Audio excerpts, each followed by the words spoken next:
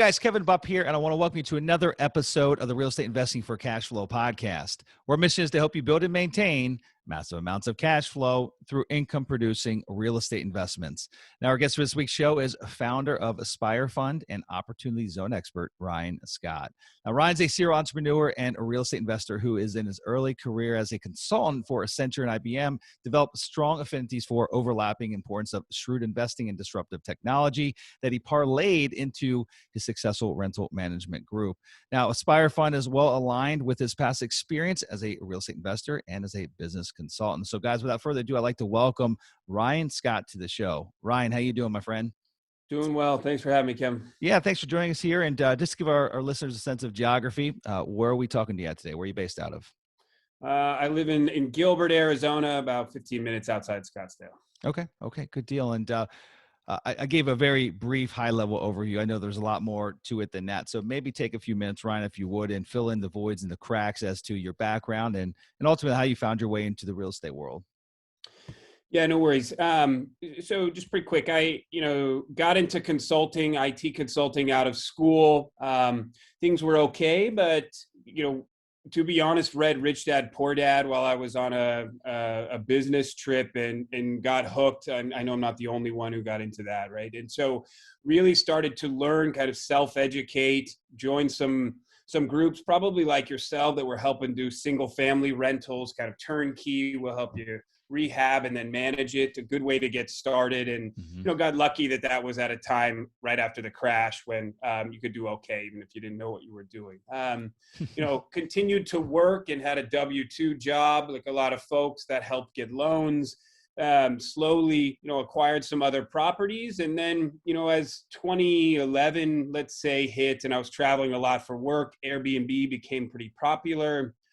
Started to rent out my place while I was gone for the week and really got addicted to how easy it was. There was big margin and it was fun. And so actually just took all the properties that I had for the most part and sold them, the single family homes, and got into duplexes and triplexes by the beach in San Diego. A lot bigger properties than I should have had at that age, but it was really the only thing to buy in San Diego that could actually pencil out. They were more expensive, but they were by the beach. And so, started renting them out through Airbnb, used a property manager. And the property managers at the time were old school, right? They used VRBO, they had actual keys, they were calling people on the phones, and that's just not how, the younger generation wanted to stay. And so I was able to rent them out more myself through Airbnb, and figured, why do I need somebody else to take 25%? So I started Surf Comer Vacation Rentals, managing my own property, got a couple more properties there, and then started managing for other folks as well. Still on the side, but we used a lot of virtual assistants overseas, a lot of technology, and grew the business a bit in San Diego, and did that for probably 5 years. And then, just real briefly, in about 2018, moved to Gilbert, Arizona, got married, and sold the business there as it got quite saturated with Airbnb. As a lot of folks probably know, there's just not as high margins anymore, and rolled that money through an exchange into some properties here. But then really started looking at, what do I do with this taxable gain, right? It's a good problem to have, but the traditional 1031 exchange meant we need to just buy more single family homes. And that's when I got into the Opportunity Zone concept and rolled the money into Aspire Fund as a new Opportunity Zone fund. Okay, good deal. Well, San Diego, very interesting that you started in San Diego buying those properties. I mean, 2011, I guess, in probably most parts of the country, you could probably still ultimately find things that penciled out. California got hit pretty hard, as did Arizona and many other parts of the country during the 2008 financial crisis. And but I'm assuming today those duplexes are probably worth 3 times the amount that you paid for them back in 2011. It surely wouldn't pencil out for that type of business model. Right. And for your listeners, I'm sure you guys talk about, right, even if they were continuing to make money, right, they were $1 million at the time. They were making enough money to justify costing $1 million, huge loan. but they were making money, but I didn't have very much money into them. Yeah. Right. And just as you said, then they go up and they're 1.25, 1.5 million, even though they're continuing to make money every month. When you think about the equity that's in there, as an Yeah. outsider, you wouldn't buy that property anymore. Right. And Yeah. so at Yeah. that It's a point, poor return on equity at that point in time. yeah, and that's not popular with the family who wants to go to the beach, right? And why would you ever sell something by the beach? And so that was difficult, honestly, emotionally. But it was a lot of equity to have sitting in there that was not working enough. It was Mhm. working, but not enough, and risky to have it all in one place. So we sold. I thought I was smart before selling before COVID, but it's gone crazy since then. So but who knew? Yeah, Um, who knew in hindsight, right? So talk to us about your business strategy today with Aspire Fund. Yeah, so Aspire Fund is an opportunity zone fund, right? The crux of the opportunity zone, which we could talk about more if you want, is really if you have a capital gain, whether it's from a sale of a property or stocks or a sale of a business, you can roll that gain into a qualified fund, and you don't have to pay the taxes until 2026. So that's one of the main benefits. You defer those taxes, which gives you more money to invest in the fund. You do Hmm. still have to pay them when you get there, right? And the second benefit is if you stay in the fund for 10 years, when the fund sells, the gains that the fund has made are tax free, right? So Hmm. if you roll $100 in, by the end of the 10 years, it should be 300 or 400. You get to take back that entire 400,000 tax Hmm. free. And that's, what I saw that got me into it was somebody posting it's a tax break of a generation, and that really is what it is if you do it right. So that was appealing also because I wanted to start my own fund anyway. So I had my own seed capital from the business, raised additional money from others, and got started. Got it.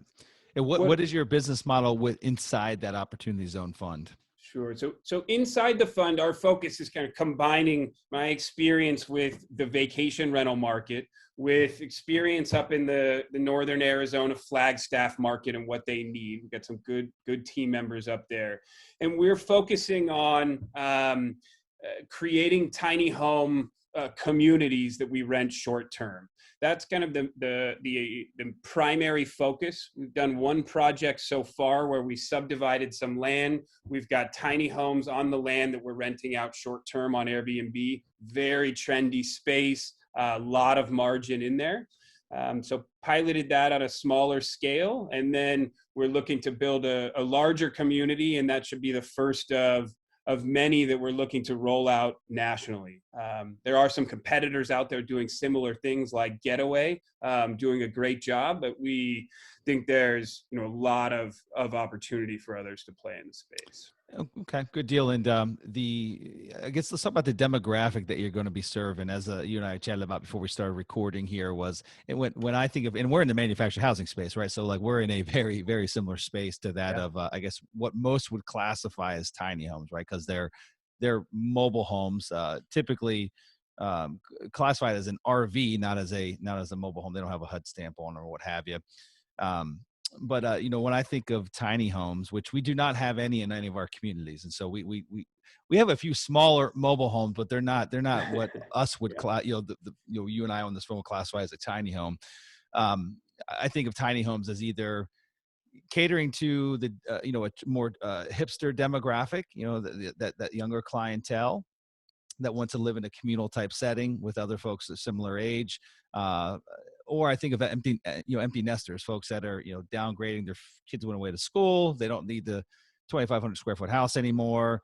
They want a change of scenery, and they want to really get more towards that minimal lifestyle. They want to sell the junk in their garage and downgrade to one car versus two, and live a slightly different lifestyle than that of what they did the past 40 or 50 years. And so, but I know there's other demographics also that this niche will serve or could serve. And so maybe speak to that a little bit, and then we'll Sure. go into some detail as to your particular strategy and who you look to gear it towards.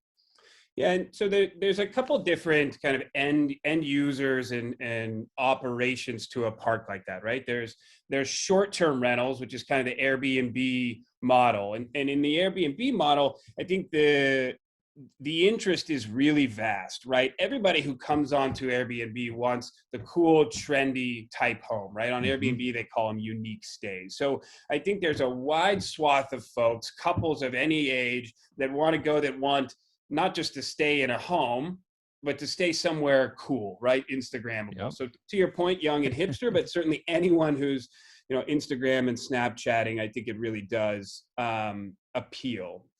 Then you've also got now this big remote work life mindset. People taking a gap year, people working on just working remotely, right? And if you're working remotely, you could do that at a very low cost without giving up the amenities, being out in the rural nature. And that's, those two niches are really what we're looking at, right? We can talk about, long-term folks and people that want to stay for a while, but we think there's a lot of demand for people who want a bit upscale, trendy kind of work life, high-speed internet with amenities and a community feel. And that's really the target. Okay. There's also the opportunity for, just simply people who want to rent long term, don't want to be in a crowded urban building, want to be out with nature, want to be part of a community, as you mentioned. And then the crowd, I think that would be very big on a lot of the mobile home parks, like you mentioned, right? But maybe wanting to move past the traditional mobile home, but wanting to downsize, maybe pay lot rent, own the home, same model, but they're looking for maybe the next iteration, right? Mobile home 2.0. We don't call them that, Yeah. but certainly that's the idea. What's the typical price point of one of these tiny homes? At least I guess the quality that you're looking to put into your communities here, because I know there's probably, just like in mobile homes and regular stick-built houses, there's such a range, right? Like there's budget, and then there's like over the top. And so, Absolutely. where you guys heading, and then what's that look like from a price per square foot for these units? Yeah, so the one we've done today it's a local builder out of Scottsdale, Uncharted Tiny Homes. Really like the operation there. Very hands-on, custom built. They range from about, I think, 55 to 75 base, and then, depending on what you're looking for, probably another 10 or 15K in upgrade. So we averaged out at about 85K that's delivered, and then, put on site. It's not the same kind of set that you guys often deal with, but put on site, and then not permanently affixed, but semi-permanent. And these have, tile showers. They're outfitted for Wi-Fi. The bed is embedded in there. They look great, right? I mean, my wife's kind of picky, and she was stoked to stay. So and they photograph well. They're about, the question always, how big are they? I think we have 4 different models on our current project. The smallest one, I think, is about 200. It's like a very small studio, kind of fit in between 2 trees. And then they go up to, I think, maybe 350 with a 1 bedroom and a loft, but on average around 250 square feet, and you could put someone in the bedroom, so to speak, and then there's usually either a pull-out or a loft, so you could fit 4 and be okay. I think the regulatory restriction, or at least the kind of the breaking point, is 400 square feet. That's when HUD steps in and overcasts the building standards and things of that nature. And so I think in order for it to be classified as a tiny home, or I believe, and correct me if I'm wrong, I mean they're technically classified as RVs. I think they have to be 399 square feet or less, I think is what the classification is. And please, if I'm incorrect with that, guys that are listening, please, you can email me and let me know, but I'm pretty sure that's what it is. Likewise, right? I'm happy to be educated as well. That's been a part of the learning in the space, is what does it mean, right? Because people use the term, and the term could mean anything, right? A small park model, you could market as tiny homes in your park. But what we're talking about and what we've done here is the tiny homes on wheels. That's what the county likes to call them where we are. And so, yes, they're RVIA certified. They come with the official sticker, which is an important piece, right? That basically says this has been certified by RVIA. It's factory built. And when they come to the site, the county and the building division are only worried about the hookups, just like an RV, rather Yeah. than how was it built inside. And that, you know, if people want to talk about it, happy to share offline. That nuance is important, because if you're trying to go to HUD, or you have someone who's not going to be able to get it RVIA certified, some guy creating in their backyard, you're going to need to go through building code. Whether it's HUD or something Hmm. else, the building division is going to want you to use it. And so that's a key point, is what's the certification. And you know, you probably not want the county to have to be going through it. You just want to have that sticker, right, that says you're good. Right.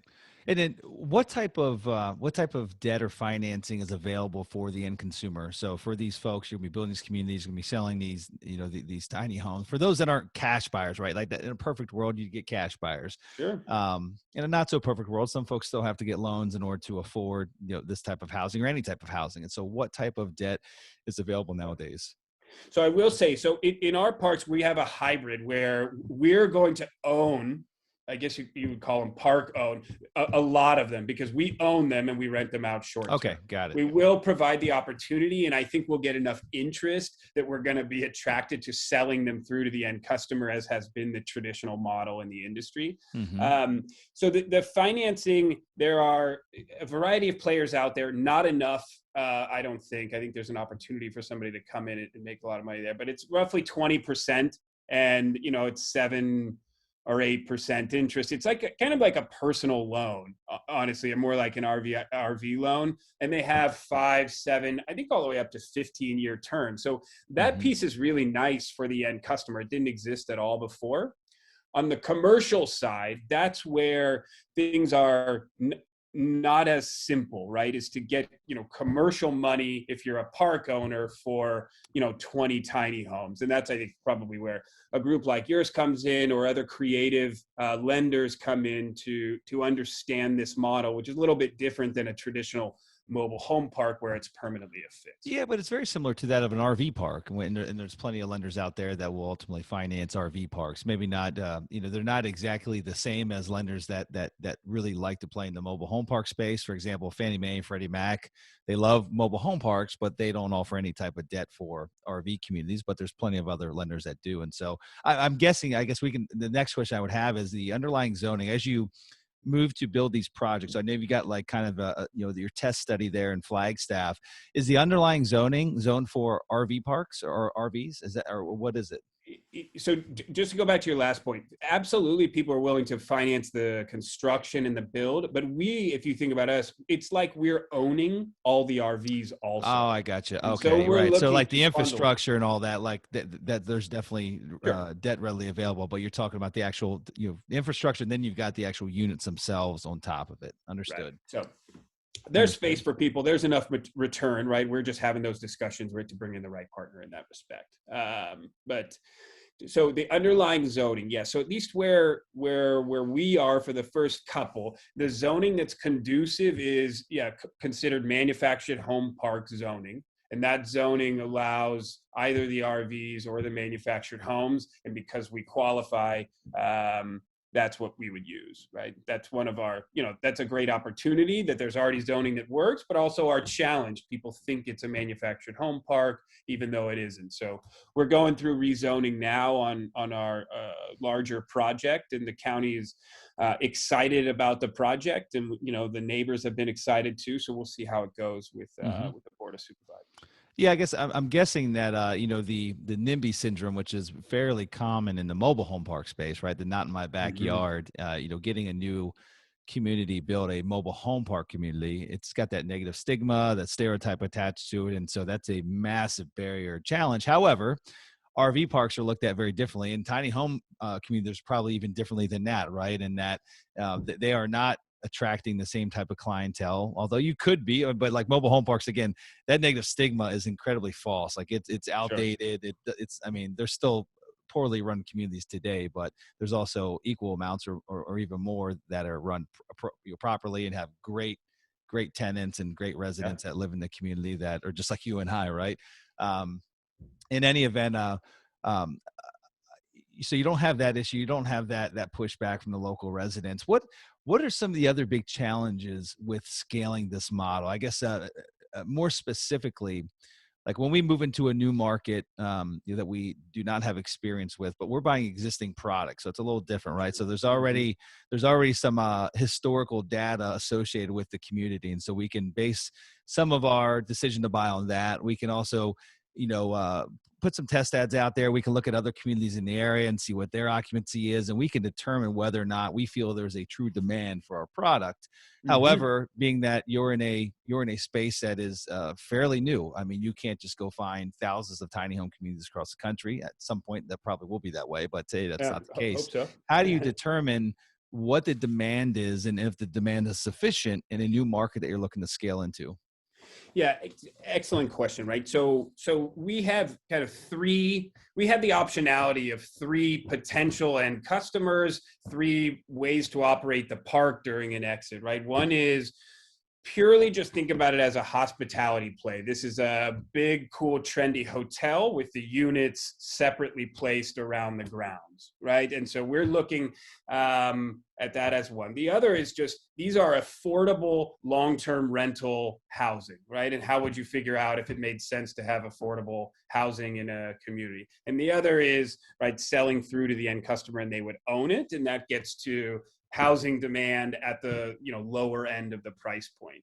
So the last two are kind of more traditional analysis, right? If you take Flagstaff, there's a crazy housing shortage, not unlike elsewhere, but even not just with what's going on in the market now, there just simply isn't enough affordable housing. And if there is affordable housing, it's not somewhere that people are as proud to live. So if we look at housing needs, sub 150K, and that's strong, that's a good indication, right? Long-term rentals, can we make rentals in the 1,200 to 1,500 a month, and what's the demand and the supply there? More traditional analysis. On the short term, and this is where really my background comes in, right? So there's a lot of newer analytics around the Airbnb and VRBO space, right? So AirDNA is a great company that I've used for a long time that does analytics against existing rentals, demand for rentals, the kinds of places people are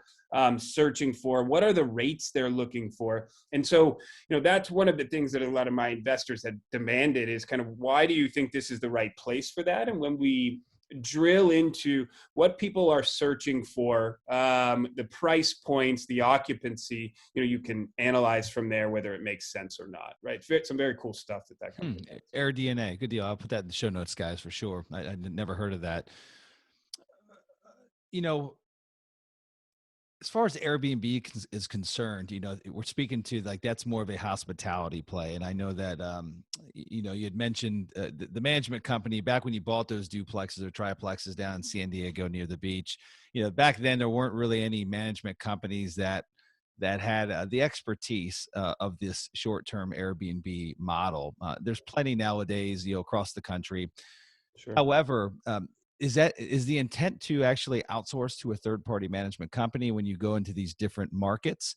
And if not, if you don't intend to outsource it, how large do these communities need to be in order to actually gain the economies of scale that's necessary to justify having kind of your own staff that are going to do the turnovers and the upkeep and maintenance, what have you? Yeah, good question. So we are likely going to outsource to a firm that I use for my own rentals in the Flagstaff community, right? This is the kind of the second one where we really iron out the processes, the brand, and exactly how it's going to work, right? I think as we get larger and have a common, consistent brand, we will potentially bring that in-house across the different sites. The size, we're yeah. So some of the questions are, what do you need for the management in order to make it work, and that drives that. So we're looking to have a community feel where people aren't just checking in and then they see no one else the rest of the time they're there. That means that you want somebody on site who takes pride in running that park, is part of posting to their social media, is making sure everybody has what they need, and there's a community sense of feel, right? So you've got to have somebody who lives on site. There's likely some staff, and so that necessitates a certain size. We're looking at minimum 20 units for our first one, but all the way up to probably 60 or 70 as we Hmm. go. There's the question of saturation, and so we're just taking slower steps as we get there, but we're starting with at least 20 on the first one. So on the larger ones, on like again, assuming that's out of Flagstaff, because Flagstaff is your backyard, right? And so you've got a lot of resources there. But I'm assuming you're going to move towards scaling this model in different markets, and maybe it's just in Arizona, maybe it's just in areas in and around Flagstaff where you can still utilize and leverage the existing resources that you have. But it sounds like you want to kind of take this thing nationwide, or at least Correct. on a regional scale. Well, at that point in time, will it be to outsource to third party management, or will, if you had a community that was 60 or 70 units in size, would that have the economies of scale and the revenue necessary to have not just that on-site person, but to also have, I guess you could call it, I guess, housekeeping, and probably Mhm. a maintenance individual, not necessarily probably maintenance staff, but probably one Yeah. maintenance individual that could oversee repairs and maintenance, and then a housekeeping person or two that would ultimately handle the turns and cleanings between Sure. stays. Sure, and but they would operate under the same kind of policies and procedures that we had across the different parks. But yes, I think each one would Okay. need to have its own on-site folks, and it's in a way like a hotel, right? So there's some competitors out there. Let's just be honest, right? So Getaway is a great one, and I think they've tried to have a similar experience if you go to different ones of their parks in different locations, and so that's really the idea, that it'll be same look and feel and experience, but you've got to have an individual who makes that the case. And my view is, especially nowadays with people being able to work remote, wanting to get out of town, this is an absolute dream job for someone, maybe a couple, maybe one person is great with marketing and another is great with a hammer. They want to get out of town. They could be the point person for that park, right? Live there, get to live their dream, take care of it, build it into what it's own, right? So as we move forward, we're really going to put out a search for, come run a community, build it, get some equity, build a Hmm. business, and get to live, really your dream. And so rather than a traditional model where it's a big national firm, I think that angle is more where we want to go. They'll be proud to post their own, Instagrams and whatnot, and have a sense of pride. Yeah, no, that's awesome. Ryan, what else would you like to share that maybe we haven't covered today as it relates to opportunity zones, Aspire Fund, or just generally speaking, the tiny home business model? Yeah, so happy to talk with anyone outside of this. You could tell it's something I actually really enjoy. I got plenty of people in my life that I talk to about it that don't want to hear about it. So, happy if people are looking to start their own, even in their own backyard, or thinking about, for example, I have some capital gains. Should I put it into an existing fund like ours, right? We're happy to take money, or should I even consider making my own fund? I think it's maybe a topic for another show, but it's possible to start your own rather than some other complex programs where the overhead is too burdensome, right? So Hmm. questions about where to contribute. The other path we didn't talk about today, which I'm happy to chat with folks, is really the shipping container home space. And that's another angle of, innovative, affordable housing, kind of like tiny homes that Hmm. we're branching into. And not just parks, but multifamily, some cool stuff there. I wonder how that is with different zoning departments across the Yeah. country, and getting them. You got to, because now comes the education phase. For those that Yes. aren't familiar with that type of building method, and I'm guessing that's probably one of the bigger barriers to entry in using or shipping containers as residences. There was actually a cool project that came across my desk. Um, um, it was in California. I can't remember the Yep. city that was in. Are you familiar with this one? It was a old. Yeah, I think it's Crate Modular, and they have some down in LA. They've got a couple different ones. I'm curious which one you saw. Yeah, and I don't recall the market. It's actually for sale right now. It's actually on the market for sale. But it Oh, was it cool. was an old mobile home park, and they got it. It was an old dilapidated mobile home park, and they basically did a multi-tier. They were able to keep the same zoning in place. I'm assuming that's a city by city, municipality by municipality of like they got approval to keep that zoning in place. But they ultimately built these. I think they're 2-story container structures. I think they on average they're Cool. like 650 or 700 square feet in total Hmm. living space, and basically created a container community that is on the same footprint of what an old dilapidated mobile home park was, and it's still classified, still zoned Yep. as a mobile home community. But and now it's trading at an all-time, I mean, like literally, I forget the cap rate. I don't know what they have into it, but it's trading at like a 4.5 cap, and I'm sure Yeah. there's some incredible value that they added to the project, the original basis of the project, that is. So It's so true. It's a similar model to what we're doing with the tiny homes, and really the exam question answer is how do you do that with the zoning? So there are companies that create basically factory built shipping containers, and what I mean by that is they don't build the shipping container there, but they produce it into a home in the same way that modular homes are yeah. produced. Hmm. Then they get that third party seal of approval, similar to RVIA, but it's factory built housing. And then places like even the county where I work look at that as, okay, this is approved from a third party. Now I can consider it modular housing, just like the way they look at our tiny homes as, okay, this is RVIA. I can consider it RV, and then they don't care necessarily. And that's a huge opportunity. I'm sure this group you talked with, or that you saw, it's incredibly efficient, right? So to Hmm. get such a great cap rate, have so much value, they probably didn't even need that much to make a killing. So Yeah. Yeah. yeah, it's a cool opportunity.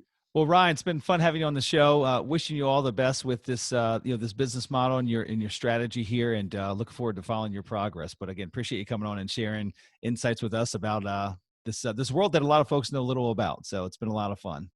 All good. Yeah. Thanks for the time, Kevin. All righty, guys. Appreciate you coming on the show today. Appreciate you listening, and looking forward to talking to you next week. So until we meet then, wishing you all the success in the world. You guys take care.